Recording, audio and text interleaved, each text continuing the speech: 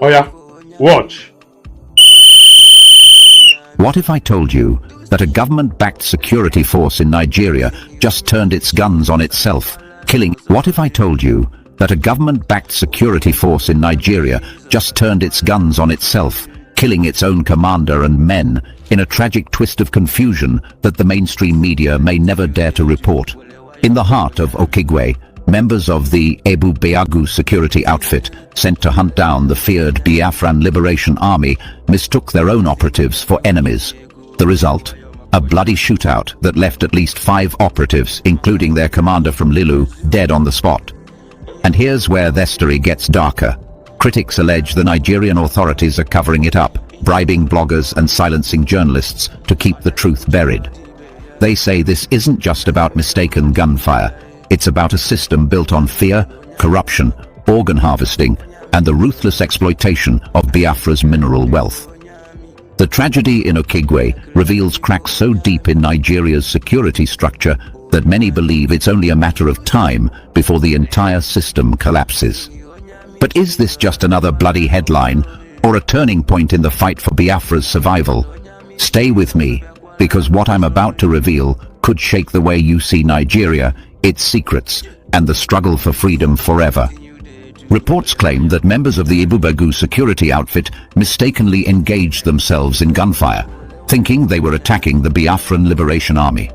In the clash, at least 5 Ebubeagu operatives from Lilu were allegedly killed, including one of their commanders.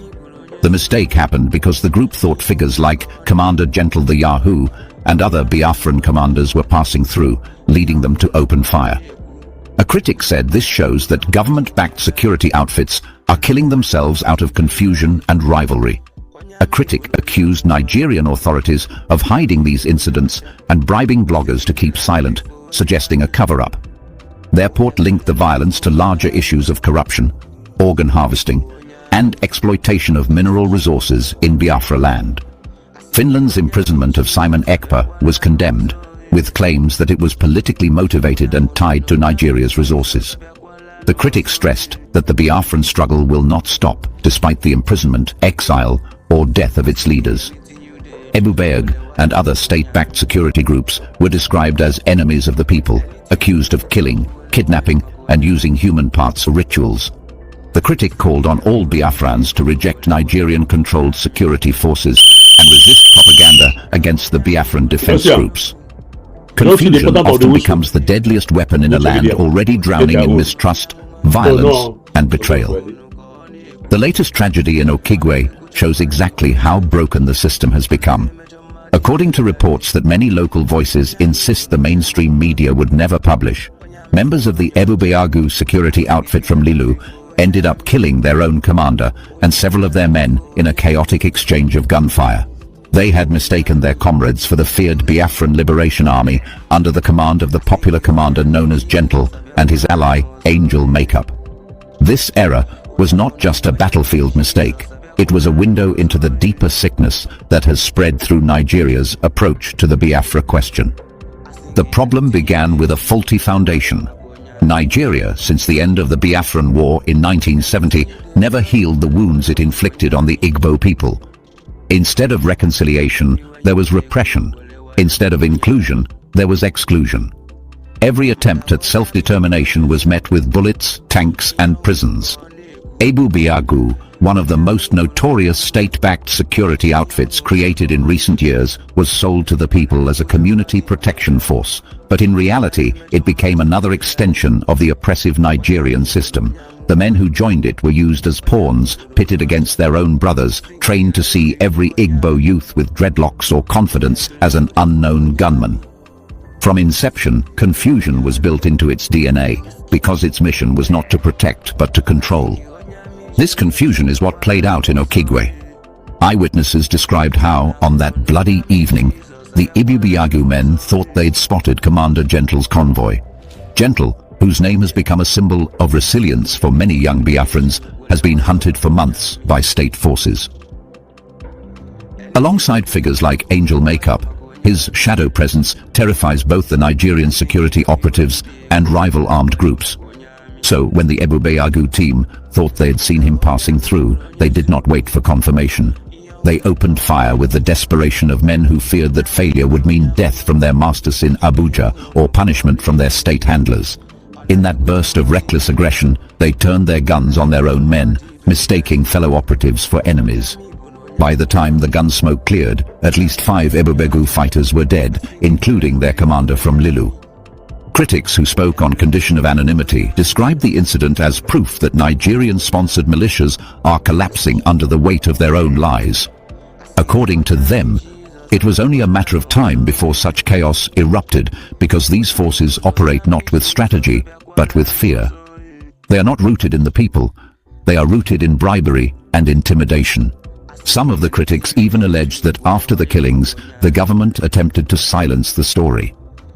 Bloggers and journalists were reportedly offered bribes to ignore or distort the facts, pushing out false narratives that painted the Ebubeagu deaths as a successful operation against the Biafran Liberation Army. But local residents knew the truth. Families in Lilu knew their sons had been wasted not by an external enemy, but by their own confused colleagues. This cycle of confusion is not accidental. For decades, the Nigerian government has used divide and rule tactics in the East, arming one group against another, financing vigilantes that turn into monsters, and using propaganda to blackmail genuine Biafra activists as criminals. Ebubeagu is not the first and will not be the last example. Before them were SARS, notorious for torture and extrajudicial killings. Before SARS, it was the military task forces who turned villages into graveyards. The policy has always been clear: make Biafrans fight themselves so the larger picture of freedom never comes into focus. Simon Ekpa, the Prime Minister of the Biafra Republic government in exile, has repeatedly warned about these tactics. Even from his base in Finland before his controversial imprisonment, he spoke openly about how the Nigerian state funds local militias to suppress their own people.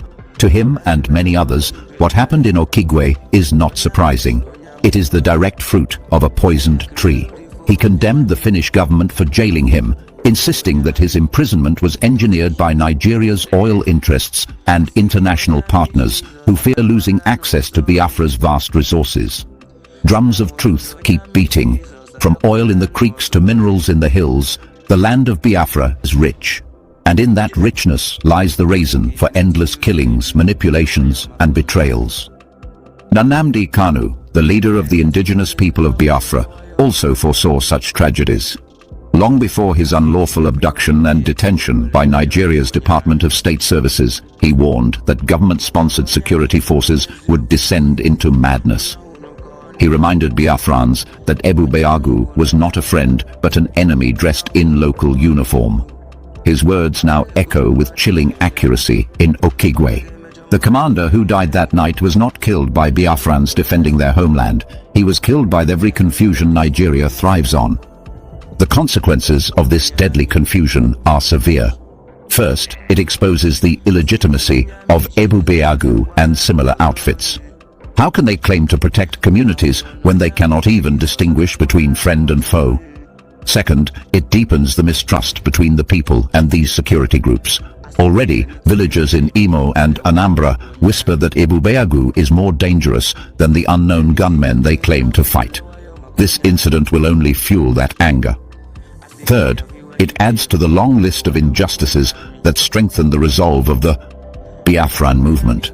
Every unnecessary death, every case of mistaken identity, every silenced blogger becomes another brick in the wall of resistance.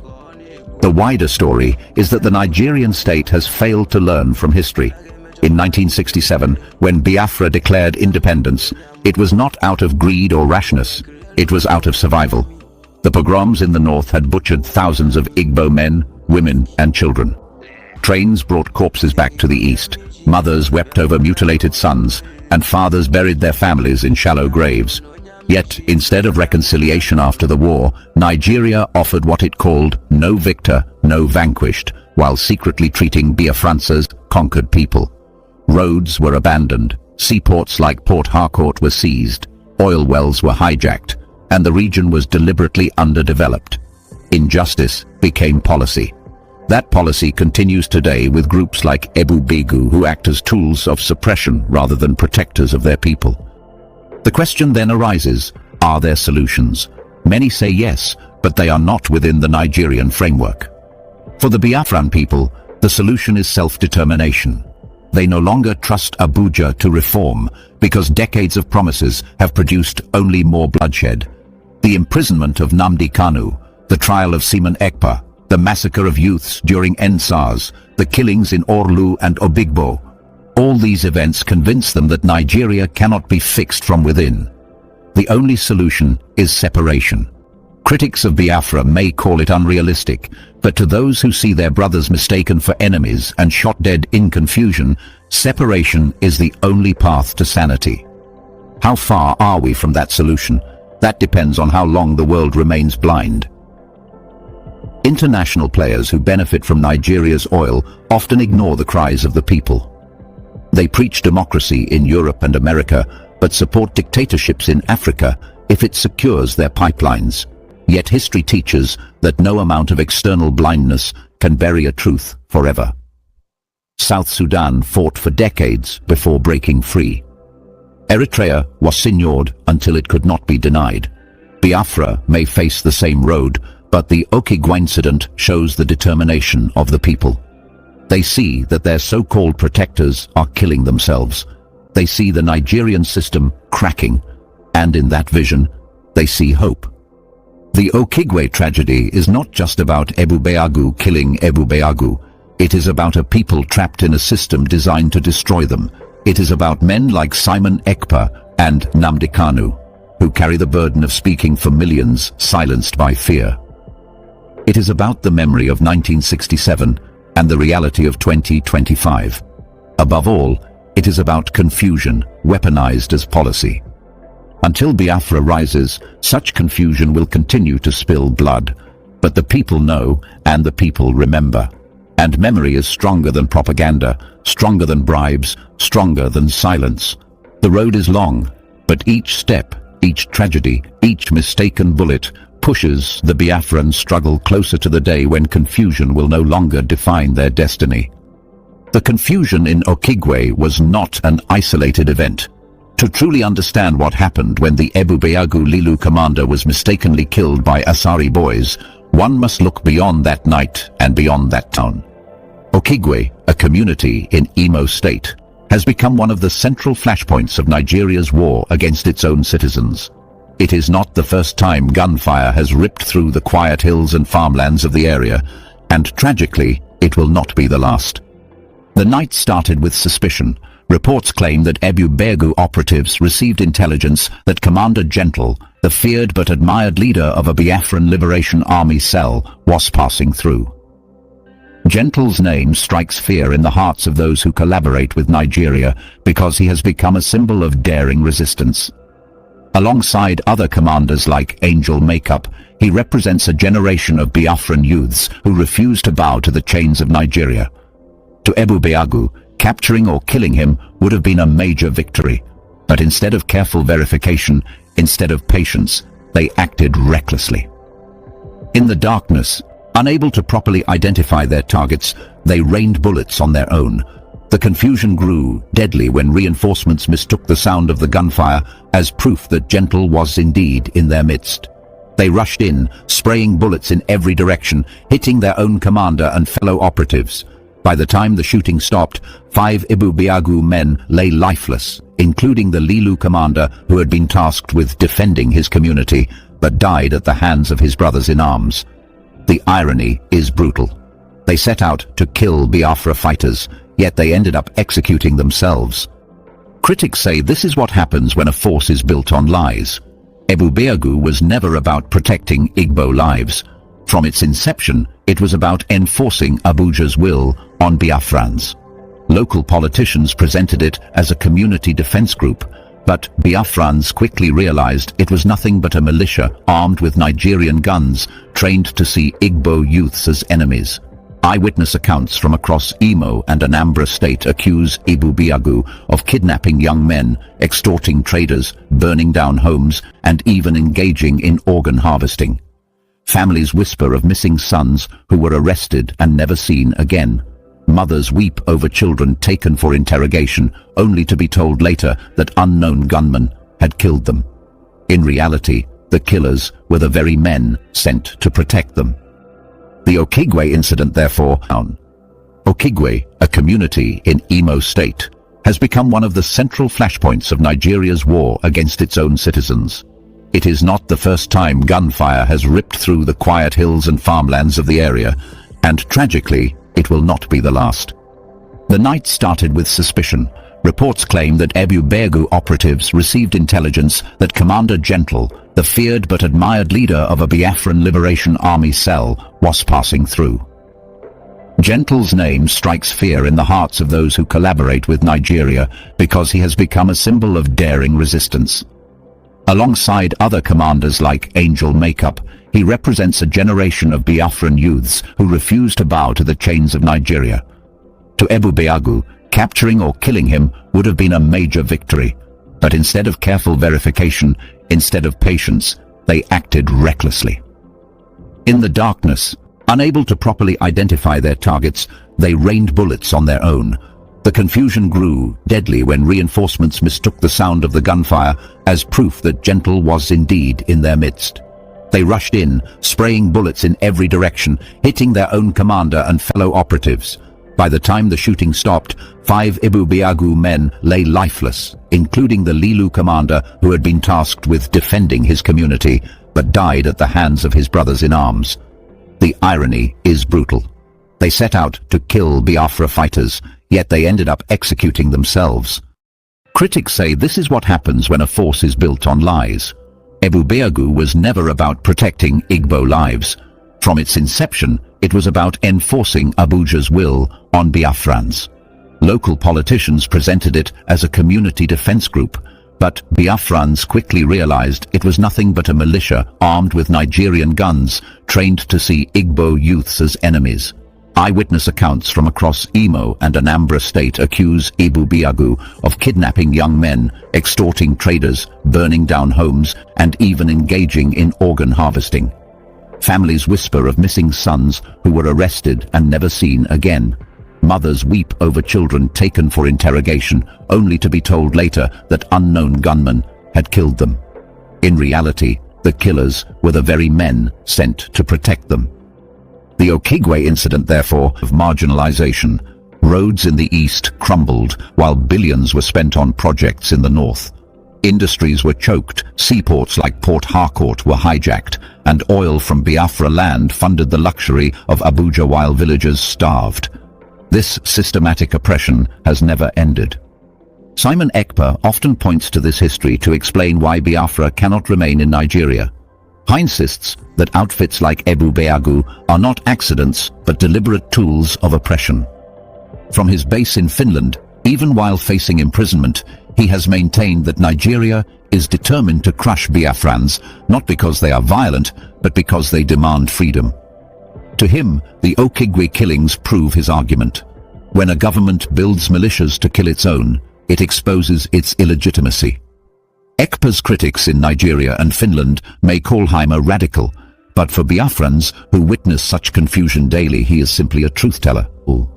Nnamdi Kanu has echoed the same warnings for years. From Radio Biafra broadcasts to court appearances in Abuja, he has declared that Nigeria is irredeemable. His unlawful abduction from Kenya in 2021 and continued detention by the DSS is proof that the state fears his voice. In 2017, he warned that Ebubeagu would turn against their own people. His words now sound prophetic in Okigwe, where the very force tasked with community security ended up slaughtering itself. The consequences of this incident ripple far beyond Okigwe. For ordinary villagers, it confirms what they already suspected. Ebubeagu is not a friend. For Biafran youths, it fuels the belief that the Nigerian system is collapsing under its own lies. For the international community, it is yet another sign that Nigeria is unstable, a country where security forces cannot even coordinate without killing themselves. Yet, for the Nigerian government, it is just another story to bury. But Biafrans are not burying it.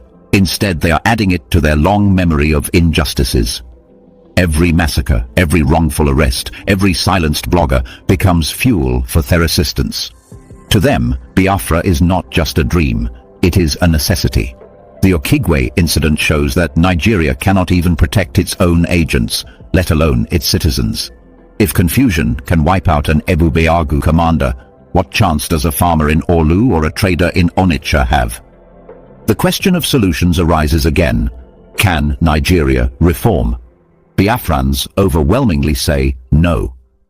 They argue that they have waited long enough. Decades of promises from successive governments have only led to more bloodshed. International players, especially Britain and the European Union, continue to side with Nigeria for selfish interests, turning blind eyes to massacres while enjoying oil and mineral deals. But history shows that no oppression lasts forever. Eritrea won freedom after decades of war. South Sudan broke away after years of bloodshed. Biafra too will rise, no matter how long it takes. The Okigwe killings are not a weakness of the Biafran movement. They are evidence of the weakness of Nigeria. When a state loses the ability to control its own forces, when confusion becomes normal, when propaganda replaces truth, collapse is near. The people see it. The world will eventually see it too. The Biafran movement, led by voices like Simon Ekpa and Nnamdi Kanu, remains unbroken. They may be imprisoned, silenced, or killed, but the struggle does not die with individuals. The land itself cries out. The blood of the dead in Okigwe joins the blood of millions lost since 1967, and together they water the tree of freedom. The outro is simple but powerful. Confusion may have killed the Ebubeagu commander in Okigwe, but clarity is rising among the people. They now know who their enemies are. They know that Ebubeagu, police, DSS, and Nigerian forces are not protectors, but predators. They know that the Biafran Liberation Army, though demonized by propaganda, stands as a shield against the very forces killing themselves in confusion. One day the guns will fall silent, not because Abuja commands it, but because Biafra will finally stand. Until then, every death, every betrayal, every confused bullet only hastens the inevitable. The struggle continues, and Biafra will rise. Ebubeagu have shut down 5 Igbo Ebubeagu personnel from Lilu, and social media are silent, and the bloggers are silent. Shame on you people. I will show you the video clip of Ono, the commander of Ebubeagu in Lilu, that was shot dead by Lieutenant Ebubeagu group squad. They thought that it was the men on the ground, it was the apostles' men that are passing, that it was the angels that are passing. They thought it was Major General Yahoo is passing. They thought that it was Triple General Ibo Potoso that is passing. They thought that it was men of armed forces of Biafra Liberation Forces are crossing. They opened fire against themselves, and they begin to slaughter themselves. Ebubeagu commander squad opened fire on themselves, thinking that it was Biafra Defense Forces. That is how the Oloru disgracefully joined his ancestors just because of Nigerian hatred to let Biafrans go in the land of Biafra, because of the gas in the land of Biafra, because of the mineral resources that Chukwokika Biama used to bless the land of Igbos. Because of those mineral resources, they buried the truth. They buried down justice. Does it mean that the international community, even Finland, does it mean that the Finland didn't know that the Nigerian terrorist governments are responsible of the insecurity, of killings, of human harvesting, the cannibals? Even Finland, you knew that Nigeria is so corrupt, but because of our mineral resources, you betrayed the spirit of freedom. And Biafrans and Biafra Defense Forces all over is hereby rejected the Finland court ruling over our Simeon Ekpa. Simeon Ekpa is never a terrorist, And he has never violated any international law. Everything that the Simon Ekpa did is according to the international law. Why don't the international leaders who knows the law, why can't they come out and condemn the Phillips courts? Just because of the mineral resources. The mineral resources that Okigwe gave to us, that is the reason why Finland imprisoned the Prime Minister, who is also a Finland citizen. Let me ask the Igbos that is in Finland that are jubilating that their own brother has been imprisoned in Finland. Let me ask those in America, those Igbos in America, those Igbos in Japan, those Igbos in all over the world, even the IPOBs all over the world that are jubilating over the court ruling against Simon Ekpa. Listen, let me tell you. A freedom fighter remains a freedom fighter, and there are three things that faces any freedom fighter. One is death, two is prison, and three is exile. So, the court ruling against Simon Ekpa, I am here to address Biafrans and the consensus ones, even to address the Finland, that their court ruling against Simon Ekpa for 6 years imprisonment can never stop the Biafran struggle, can never stop the agitating of Biafra, can never stop Biafra Defense Forces, can never stop. Even this ruling now have given the man on the ground more strength, more morale to go ahead to fight for our rights. We are only fighting for our rights. For those who are labeling us a terrorist or a criminal or a kidnapper, they are the ones that are killing our people, kidnapping our people, and harvesting the organs of our people. Don't worry, I am coming with updates. My update is for the people of Biafra to understand what is currently going on in Olo, in Hitenansa, Lilu, and Osunohu. Ebubeagu security killing themselves in Hitenansa. And I want to use this opportunity, this medium, to challenge the DOS, to challenge the controllers of this Ebubeagu killing squad. I am here to challenge the whole post of them man to come out on the public to tell their friends how his 5 security personnel, Ebubeagu security personnel from Lilu was gunned down by Ebubeagu security of Hitenansa. I am coming with evidence. There is a video I'm about to play. I will show you the video. There is 2 video I want to show you. The first one is the Ebubeagu chief priest at Lili. In the Lili, Garakobata, in all the whole criminals, recruit all the whole bandits in the land of the Lilu, together with the tiger base that they mix up with, together with the DSS they mix up with, together with the Fulanis, the military uniform they mix up with.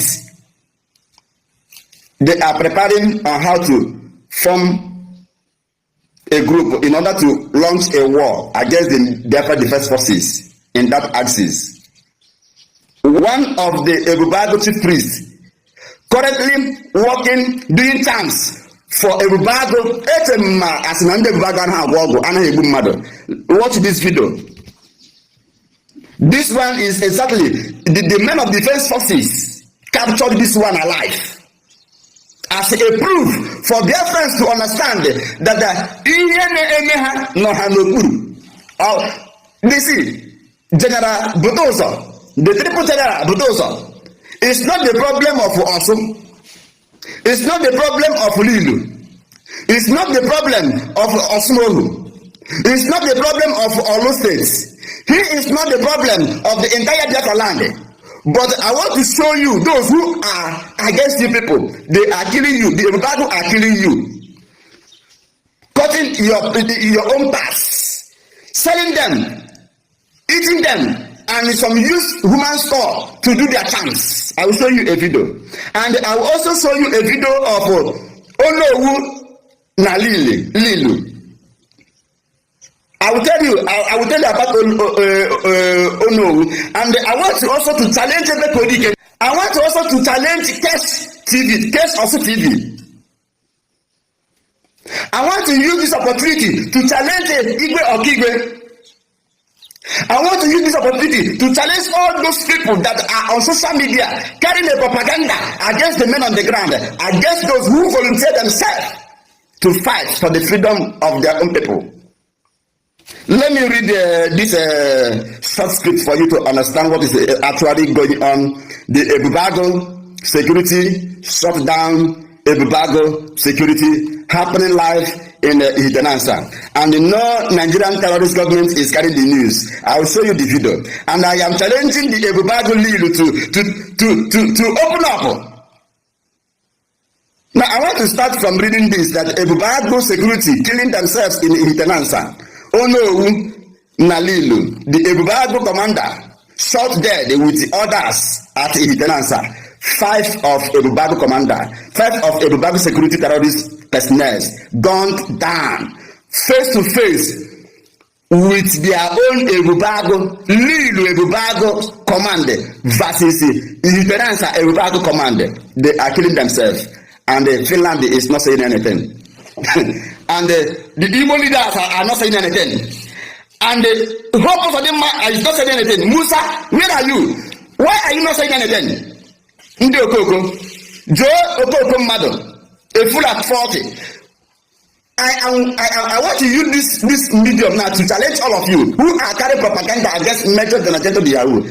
Listen, let me tell you.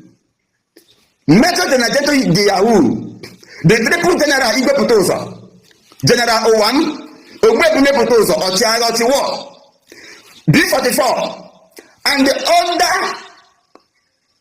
commanders that are working assiduously under the command and control of Triple General Igwe Putosa.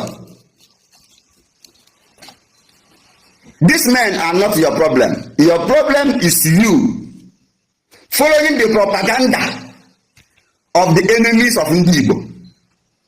Ono Wu from Lilu. Hey. Woo. Kedu ndị a na-akarị as propaganda na gentle criminals, those who are terrorizing, those criminals, the unable on social media, gentle, you are stupid. So you love criminality. And now Ebubeagu have shut down 5 Igbo Ebubeagu personnel from Lilu, and social media are silent.